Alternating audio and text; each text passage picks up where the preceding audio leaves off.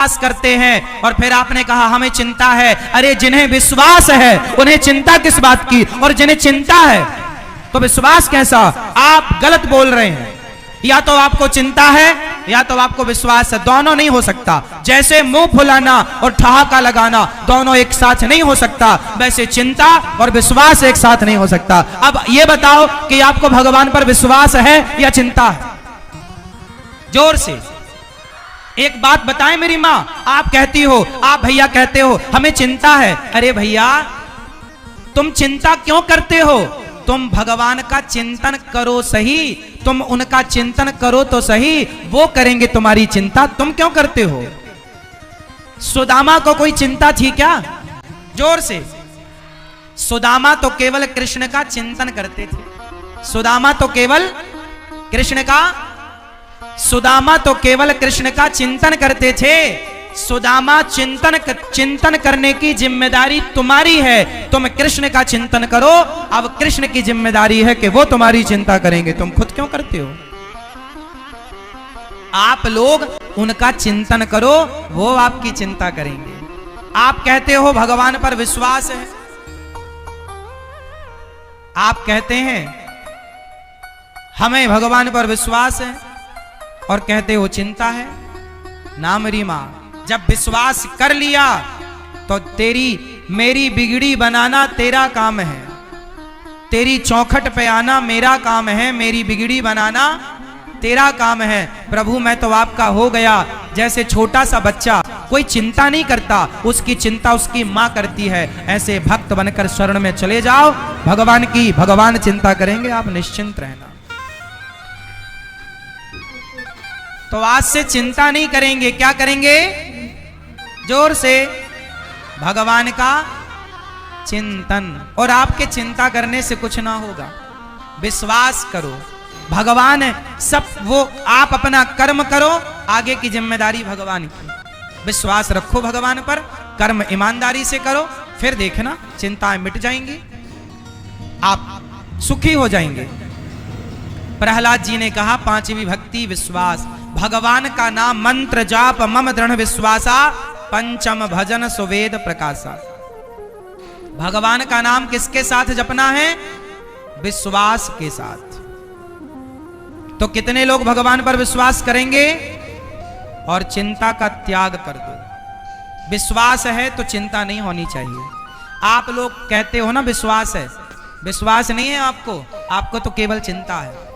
आप कहते हैं मेरी बेटी का ब्याह कब होगा महाराज, मेरा दुख दूर कब होगा महाराज, मेरा घर कब बनेगा महाराज, मेरा कर्जा कब दूर होगा महाराज, मेरे बेटे की नौकरी कब लगेगी महाराज, मेरे शरीर का दर्द कब ठीक होगा महाराज।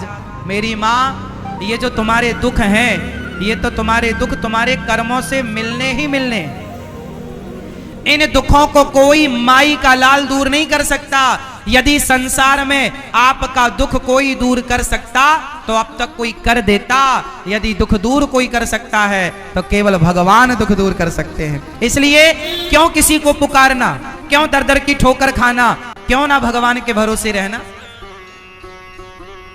आपका दुख कोई दूर नहीं कर सकता। बताओ, भीष्म पितामह भक्त है ना, पर बाणों की सैया पर लेटना पड़ा कि नहीं? हाँ या ना? अर्जुन भक्त है या नहीं? जोर से, हाँ या ना? अर्जुन भक्त हैं, लेकिन 12 साल वनवास जाना पड़ा। तुम कितने भी बड़े भक्त हो, सुदामा भक्त थे, पर भाग्य में गरीबी थी तो भोगना पड़ा। जो तुम्हारे हिस्से का दुख है, चाहे हंस के उठाओ चाहे रो के उठाओ, कहीं माथा पीटने से तुम्हारा दुख दूर होता तो आज तक सबका दुख दूर हो जाता। इसलिए पागलों की तरह यहां वहां माथा ना पीटो, केवल भगवान के चरणों में विश्वास रखो। माथा पटकना है तो भगवान के चरणों में, हे प्रभु मैं आपका हूं, मैं आपकी हूं। यदि कोई दुख दूर कर सकता तो द्रौपदी का कोई दुख दूर कर देता, पितामह का दुख दूर कर देता। हमारे हिस्से का दुख हमें भोगना पड़ेगा। जो हमने कर्म किए हैं अच्छे या बुरे, भोगना पड़ेगा। हंस के भोगे या, इसलिए भोगो। को न काहू को सुख दुख कर दाता, निज कृत कर्म भोग सब भ्राता। ये ईश्वर की कर्म विधान है। आप लोगों को लगता है कि बाबा जी महाराज जी मंत्र पढ़ दें हमारा दुख दूर हो जाए ना, ऐसा कोई मंत्र नहीं है जिसको पढ़ के आप अपना दुख दूर कर लो। एक ही मंत्र है, केवल कृष्ण नाम, एक राम नाम। राम की शरण में जाओ, भगवान को रोकर पुकारो, वो दुख दूर करेंगे तो दुख दूर होगा। इंसानों के बस की नहीं है। इसलिए भोगना सीखो, हमारे जो दुख हैं वो हमें भोगने हैं। बड़े बड़े संतों ने अपना कष्ट भोगा है,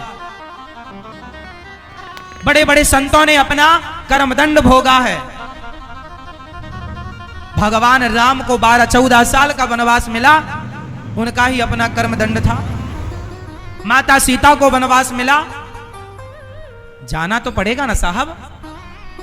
फिर अच्छा ये बताओ, एक छोटा सा प्रश्न आपसे मैं पूछ लूं। भगवान राम ने माता सीता को वनवास भेजा, ये सुना है आप लोगों ने? अच्छा ये बताओ, माता सीता के वनवास जाने में कारण कौन था, जिम्मेदार कौन था? जब माता सीता रावण के यहां से वापस आई, राम जी के साथ रहीं और राम जी राजा बने, सीता मैया रानी बनी, उस समय एक किसी धोबी के कहने से भगवान राम ने माता सीता को निकाल दिया। क्या किसी के कहने से राम जी ने सीता मां को निकाल दिया? क्या ये राम जी का निर्णय और न्याय सही था? उत्तर दो, सवाल है आपसे। क्या किसी के कहने से अपनी पत्नी को निकाल देना सही था? उत्तर हां या ना में। मां, मैया, भैया ध्यान से सुनना सरकार, बहुत गंभीर बातें आपको सुना रहा हूं, सुनिएगा। बताओ, राम जी ने माता सीता को वनवास भेजकर राम जी ने सही किया या गलत किया? या सही या गलत ये तो अपनी जगह है। ये बताओ, माता सीता के वनवास जाने में जिम्मेदार कौन था? उत्तर दो, कौन जिम्मेदार था? ये मैया बताएंगी। द्रौपदी? कौन? द्रौपदी? धोबी? बताओ, माता सीता के वनवास जाने में जिम्मेदार कौन था? ये मैया कह रही है वो धोबी जिम्मेदार था।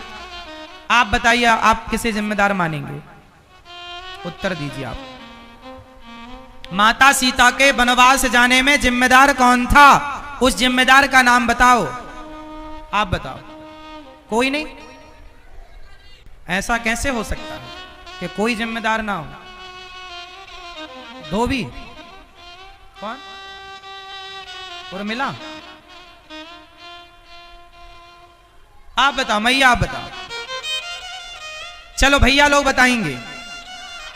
कौन? माता सीता? ये मैया बताएंगी। इस तरफ की मैया बताओ। मैया टाटा बताओ। मेरी मां? कौन जिम्मेदार था? राम जी। इस तरफ एक भैया बोल रहे हैं राम जी। आज थोड़ा इस पर विचार कर लें। आज मैं जिम्मेदार को लाकर आपके सामने खड़ा कर दूं? कर दूं? सुनो, फिर मन लगाकर सुनना, एक भी शब्द ना गवाना, ध्यान से सुनना। आज मैं उस जिम्मेदार को पकड़ कर लाऊंगा जो माता सीता के वनवास का जिम्मेदार है।